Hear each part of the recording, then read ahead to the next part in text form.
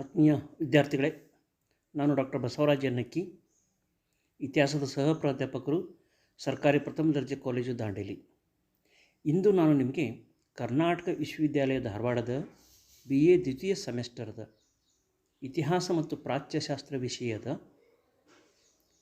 ಚಾಲುಕ್ಯರ ಉಗಮ ಮತ್ತು ಪ್ರಾರಂಭಿಕ ರಾಜಕೀಯ ಇತಿಹಾಸ ಕುರಿತು ಮಾತನಾಡುತ್ತಿದ್ದೇನೆ.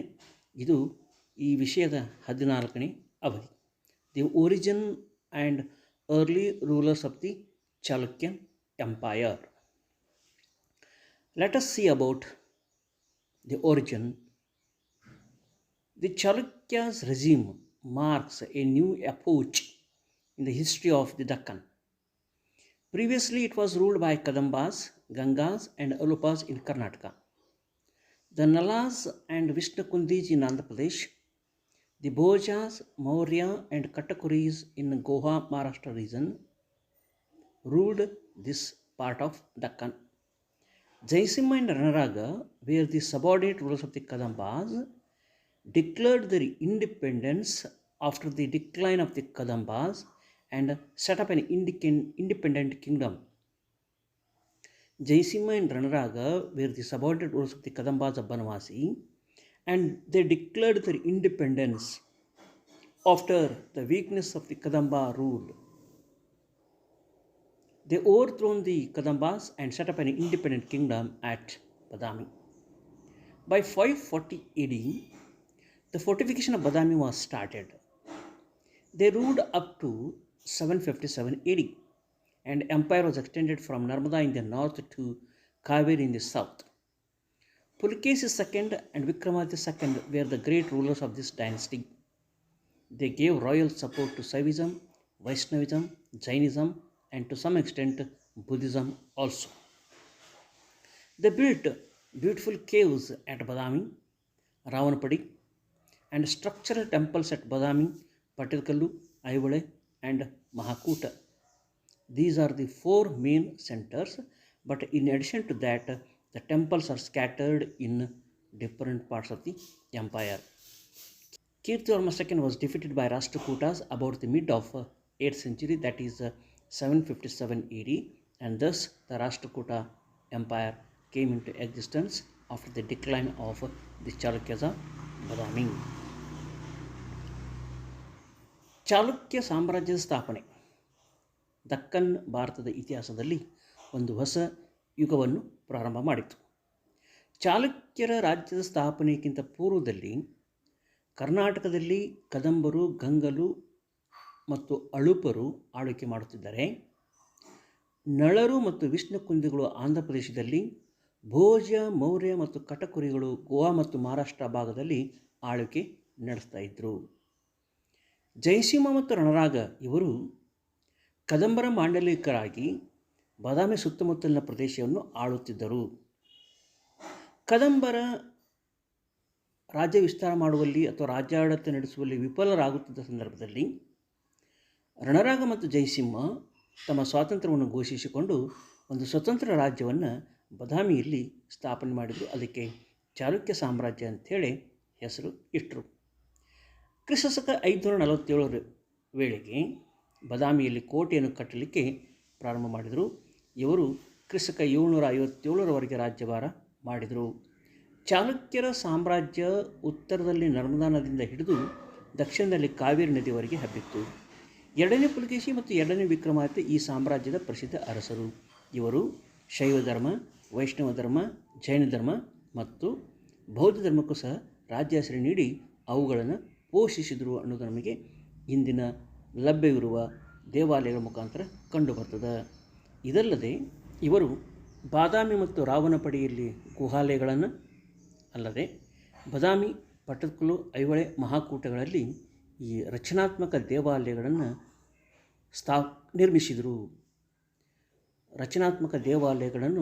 ನಿರ್ಮಿಸಿದರು.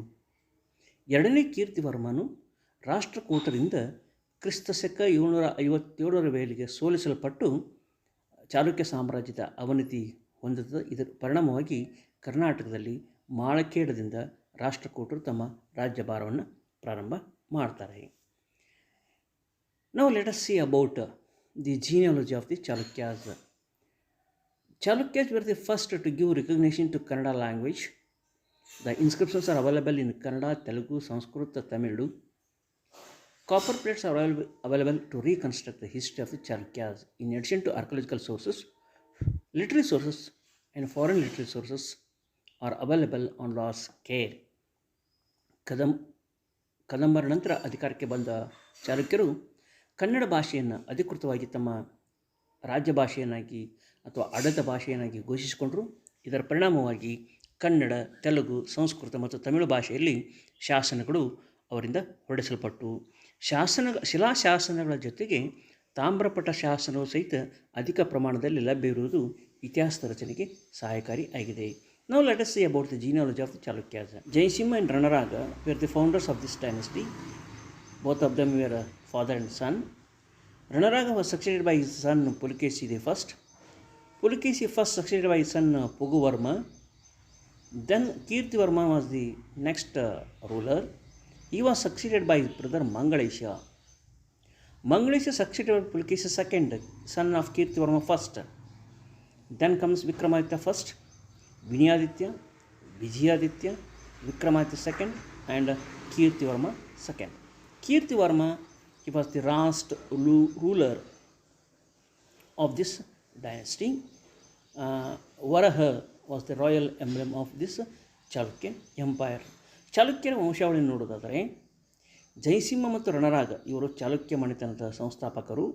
ಇವರ ನಂತರ 1ನೇ ಪುಲಕೇಶಿ ರಣರಾಗನ ಮಗ, ಪುಗುವರ್ಮ 1ನೇ ಪುಲಕೇಶಿಯ ಮಗ, ನಂತರ ಕೀರ್ತಿವರ್ಮ ಫಸ್ಟ್, ಆತ ನಂತರ ಆತನ ಸಹೋದರ ಮಂಗಳೇಶ ಬರ್ತಾನೆ. ಮಂಗಳೇಶ ನಂತರ ಕೀರ್ತಿವರ್ಮ ಮಗನಾದಂಥ 2ನೇ ಪುಲಕೇಶಿ ಅಧಿಕಾರಕ್ಕೆ ಬರ್ತಾನೆ. ಆನಂತರ 1ನೇ ವಿಕ್ರಮಾದಿತ್ಯ, ವಿನಯಾದಿತ್ಯ, ವಿಜಯಾದಿತ್ಯ, 2ನೇ ವಿಕ್ರಮಾದಿತ್ಯ ಮತ್ತು 2ನೇ ಕೀರ್ತಿವರ್ಮ ರಾಜ್ಯಭಾರ ಮಾಡ್ತಾರೆ.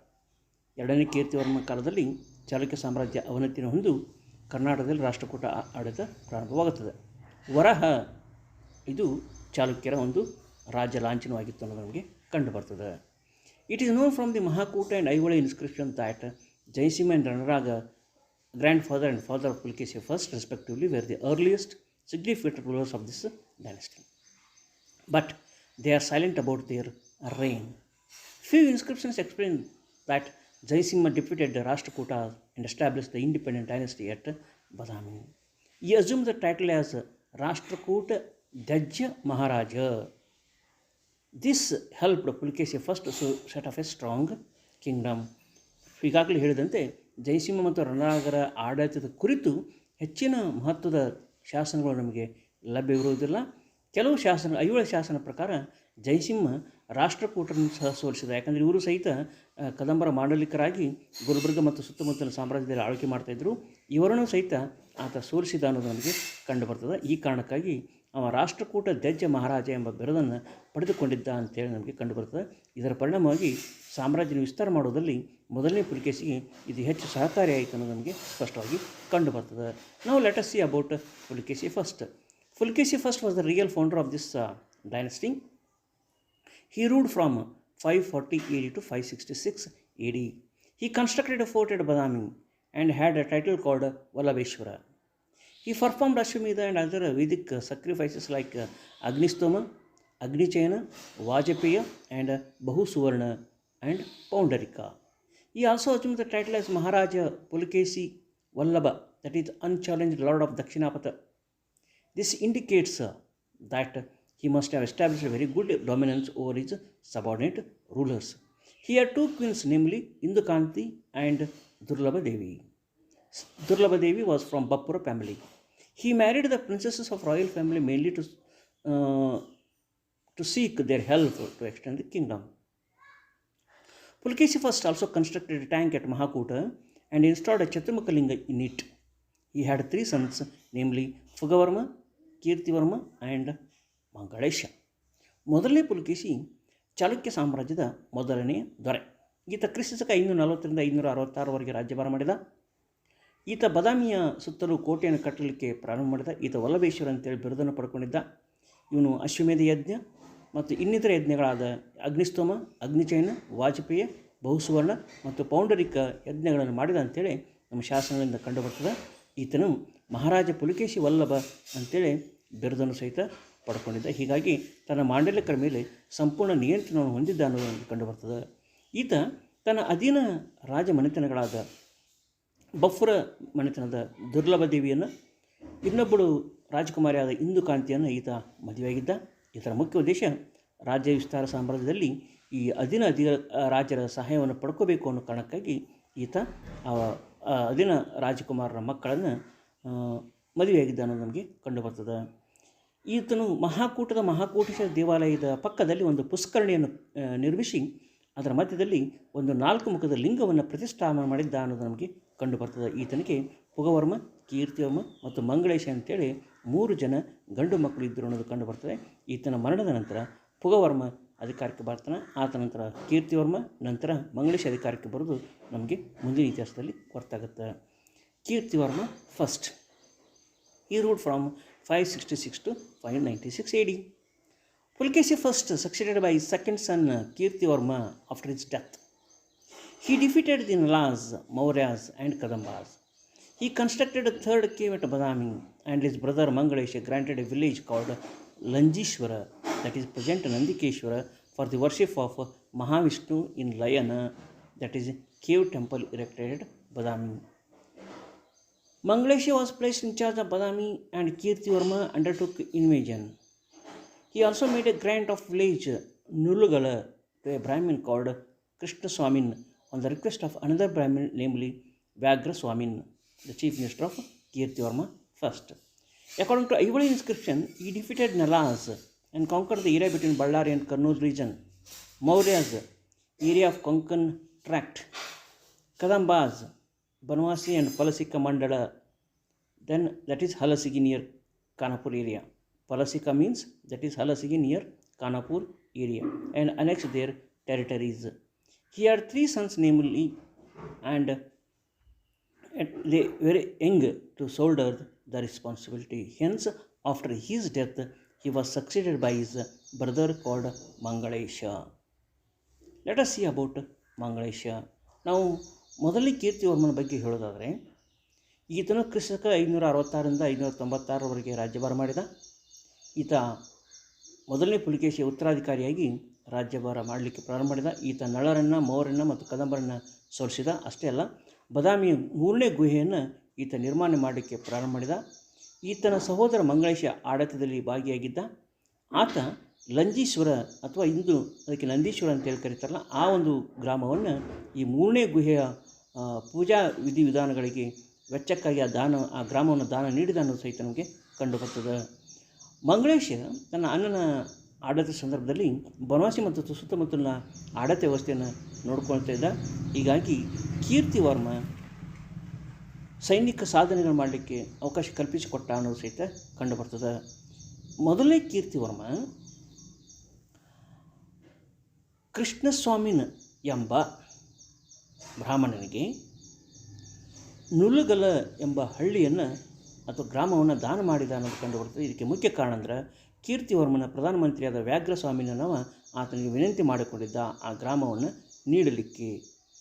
ಈ ಐಹೊಳೆ ಶಾಸನದ ಪ್ರಕಾರ ಮೊದಲನೇ ಕೀರ್ತಿವರ್ಮ ನಳರನ್ನು ಸೋಲಿಸಿ ಬಳ್ಳಾರಿ ಮತ್ತು ಕರ್ನೂಲ್ ಪ್ರದೇಶವನ್ನು, ಮೌರ್ಯರನ್ನು, ಕೊಂಕಣದ ಒಂದು ಟ್ರ್ಯಾಕ್ಟ್ ಪ್ರದೇಶವನ್ನು, ಬನವಾಸಿ ಮತ್ತು ಪಲಸಿಕ ಪ್ರದೇಶವನ್ನು ಆಡ್ತಾ ಇದ್ದ ಬನವಾಸಿ ಕದಂಬರನ್ನು ಸೋಲಿಸಿ ಈತ ತನ್ನ ರಾಜ್ಯಭಾರ ವಿಸ್ತಾರ ಮಾಡಿದ ಅನ್ನೋದು ಕಂಡುಬರುತ್ತೆ. ಈತನಿಗೆ 3 ಜನ ಮಕ್ಕಳಿದ್ದರು. ಅವರು ಈ ಆಡಳಿತವನ್ನು ವಹಿಸಿಕೊಳ್ಳಿಕ್ಕೆ ಅತ್ಯಂತ ಚಿಕ್ಕವರಾಗಿದ್ದರು. ಹೀಗಾಗಿ ಆತನ ಮರಣದ ಸಂದರ್ಭದಲ್ಲಿ ಮಂಗಳೇಶ ಆತನ ಕಿರಿಯ ಸಹೋದರ ಉತ್ತರಾಧಿಕಾರಿಯಾಗಿ ಅಧಿಕಾರಕ್ಕೆ ವಹಿಸ್ಕೊಳ್ತಾನೆ. ಆದರೆ ಅಧಿಕಾರ ವಹಿಸ್ಕೊಳ್ಳೋ ಸಂದರ್ಭದಲ್ಲಿ ಅವನಿಗೊಂದು ಷರತ್ತನ್ನು ಹಾಕಿರ್ತಾರೆ. ತನ್ನ ಮಕ್ಕಳು ವಯಸ್ಸಿಗೆ ಬಂದ ತಕ್ಷಣ ಅವರಿಗೆ ರಾಜ್ಯವನ್ನು ಬಿಟ್ಟು ಕೊಡಬೇಕು ಅಂತೇಳಿ. ಈ ಕಾರಣಕ್ಕಾಗಿ ಒಪ್ಪಿ ಮಂಗಳೇಶನು ಸಹ ಅಧಿಕಾರವನ್ನು ವಹಿಸ್ಕೊಳ್ತಾನೆ. ನಾವು let us see about Mangalesha, who ruled from 596 to 610 AD. He succeeded his brother Kirtivarma first.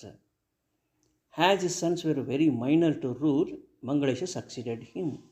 He assisted him in running the administration during his tenure. Hence he had administrative knowledge. He conquered Pistapura. He conquered Ganga region and installed a Jayastamba on the river bank of Bhagirathi. He also attacked upon Katakuris and defeated its ruler Buddharaja in 596 AD. Then the king Alupa accepted his supremacy. He captured Revati Dvipa. Sendrakas were also subordinate rulers. He had titles like Uru Ranavikranta. He was a great devotee of Vishnu. Hence he had title called Parama Bhagavata. Thus, after attaining the age of 20, Pulakeshin II requested his uncle to abdicate the throne. As he refused, a civil war was broke out between them, in which Mangalesha was defeated and killed, and Pulakeshin II ascended the throne in 610 AD. ನಾವು ಮಂಗಳೇಶನ ಬಗ್ಗೆ ನೋಡೋದಾದರೆ, ಮಂಗಳೇಶನು ಕ್ರಿಸ್ತಶಕ 596ರಿಂದ 610 ರಾಜ್ಯಭಾರ ಮಾಡಿದ. ಈತನು ತನ್ನ ಸಹೋದರನಾದ ಕೀರ್ತಿವರ್ಮನ ಅಧಿಕಾರಕ್ಕೆ ಬಂದ. ತನ್ನ ಸಹೋದರನಾದ ಕೀರ್ತಿವರ್ಮನ ಆಡಳಿತಾವಧಿಯಲ್ಲಿ ಬಾದಾಮಿ ಮತ್ತು ಅದರ ಸುತ್ತಮುತ್ತಲಿನ ಆಡಳಿತವನ್ನು ನೋಡಿಕೊಂಡು ಆಡಳಿತ ಅನುಭವವನ್ನು ಪಡೆದುಕೊಂಡಿದ್ದ. ಅಷ್ಟೇ ಅಲ್ಲ, ಕೆಲವು ಯುದ್ಧಗಳಲ್ಲಿ ಸಹಿತ ಇವ ಭಾಗವಹಿಸಿದ್ದ ಅನ್ನೋದು ನಮಗೆ ಕಂಡುಬರ್ತದೆ. ಇವ ಅಧಿಕಾರಕ್ಕೆ ಬಂದ ತಕ್ಷಣ ಪಿಷ್ಟಪುರವನ್ನು ವಶಪಡಿಸಿಕೊಂಡ. ಗಂಗರ ಪ್ರದೇಶವನ್ನು ವಶಪಡಿಸಿಕೊಂಡು ಭಾಗೀರಥಿ ನದಿ ತೀರದ ಮೇಲೆ ಜಯಸ್ತಂಭವನ್ನು ಇವ ಪ್ರತಿಷ್ಠಾಪನೆ ಮಾಡ್ತಾನೆ. ಇದಲ್ಲದೆ ಕಟಕೂರಿಗಳನ್ನು ಸಹಿತ ಸೋಲಿಸಿ 596ರಲ್ಲಿ ಅವರಿಂದ ಕಪ್ಪು ಕಾಣಿಕೆಯನ್ನು ಸಹಿತ ಪಡಿತಾನೆ. ಇದರ ಜೊತೆಗೆ ಅಲುಪರು ಸಹ ಇವನ ಸಾರ್ವಭೌಮತ್ವವನ್ನು ಅಂಗೀಕರಿಸಿದ್ದ ನಮಗೆ ಶಾಸನ ಮುಖಾಂತರ ಕಂಡುಬರ್ತದೆ. ಮುಂದೆ ಈತ ರೇವತಿ ದ್ವೀಪವನ್ನು ಸಹಿತ ವಶಪಡಿಸ್ಕೊತಾನೆ. ಸೇಂದ್ರಕರು ಸಹ ಇವನ ಅಧೀನ ರಾಜರಾಗಿದ್ದರು ಅನ್ನೋದು ನಮಗೆ ಕಂಡುಬರ್ತದೆ. ಈತನಿಗೆ ಊರು ರಣವಿಕ್ರಾಂತ ಮತ್ತು ರಣವಿಕ್ರಾಂತ ಎಂಬ ಬಿರುದುಗಳಿದ್ದು, ಈತ ವಿಷ್ಣುವಿನ ಆರಾಧಕನಾಗಿದ್ದ. ಹೀಗಾಗಿ ಈತನಿಗೆ ಪರಮ ಭಾಗವತ ಎಂಬ ಬಿರುದನ್ನು ಸಹಿತ ಪಡೆದುಕೊಂಡಿದ್ದ. ಈ ಸಂದರ್ಭದಲ್ಲಿ ಎರಡನೇ ಪುಲಕೇಶಿ ಅಂದರೆ ಕೀರ್ತಿವರ್ಮನ ಮಗನಿಗೆ 20 ವರ್ಷ ವಯಸ್ಸಾಗಿ ಅವನು ಯುವಕನಾಗ್ತಾನೆ. ಆ ಸಂದರ್ಭದಲ್ಲಿ ಮಂಗಳೇಶನಿಗೆ ಅಧಿಕಾರವನ್ನು ಬಿಟ್ಟುಕೊಡುವಂತೆ ಕೇಳಿಕೊಂಡಾಗ ಮಂಗಳೇಶ ಅದನ್ನು ತಿರಸ್ಕಾರ ಮಾಡ್ತಾನೆ. ಹೀಗಾಗಿ ಅವರಿಬ್ಬರ ನಡುವೆ ಆಂತರಿಕ ಯುದ್ಧ ನಡೀತದೆ. ಅದರಲ್ಲಿ ಮಂಗಳೇಶ ಸೋಲುವುದಷ್ಟೇ ಅಲ್ಲ, ಆತನ ಹತ್ಯೆಯನ್ನು ಸಹಿತ ಮಾಡಲಾಗ್ತದೆ. ಈ ಕಾರಣಕ್ಕಾಗಿ ಎರಡನೇ ಪುಲಕೇಶಿ ಕ್ರಿಸ್ತ 610ರಲ್ಲಿ ಅಧಿಕಾರಕ್ಕೆ ಬಂದ ಅನ್ನೋದು ನಮಗೆ ಸ್ಪಷ್ಟವಾಗಿ ಕಂಡುಬರ್ತದೆ. ಸೊ ಇದು ಎರಡನೇ ಪುಲಕೇಶಿ ಅಧಿಕಾರಕ್ಕೆ ಬರುವುದಕ್ಕಿಂತ ಪೂರ್ವದಲ್ಲಿ ಇದ್ದಂಥ ಚಾಲುಕ್ಯರ ರಾಜಕೀಯ ಇತಿಹಾಸ. ಧನ್ಯವಾದ.